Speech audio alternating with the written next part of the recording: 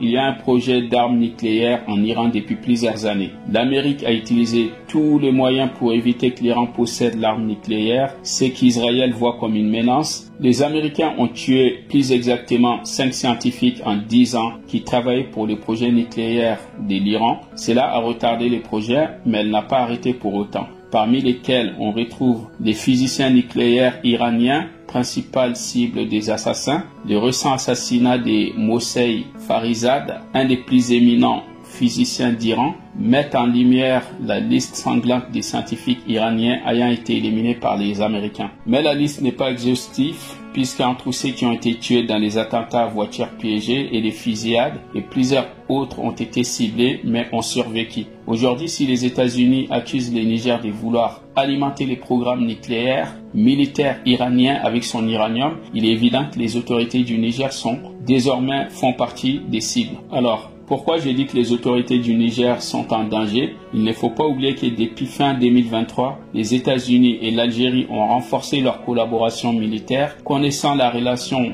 entre les pays de l'AES et l'Algérie qui ne sont pas au bon fixe, on se demande si l'Algérie ne servira pas de base arrière pour les Américains dans le but de déstabiliser davantage les Sahel, même s'ils quittent le Niger. On sait très bien que s'ils devraient partir, ça ne sera pas pour rentrer aux États-Unis, mais de se repositionner dans un autre pays voisin comme le Tchad ou l'Algérie. Autre chose importante à prendre en compte, l'Algérie et la Russie sont en froid depuis quelques mois pour la simple raison que Poutine accepte de surarmer le Mali. L'Algérie a investi plusieurs milliards de dollars dans cette collaboration militaire pour être un partenaire privilégié de la Russie, mais il ne s'attendait pas du tout à ce que les Russes équipent autant le Mali que l'Algérie, sauf que les Russes ne sont pas là pour aider un pays à devenir impérialiste et que l'Algérie va être la seule puissance militaire au Sahel.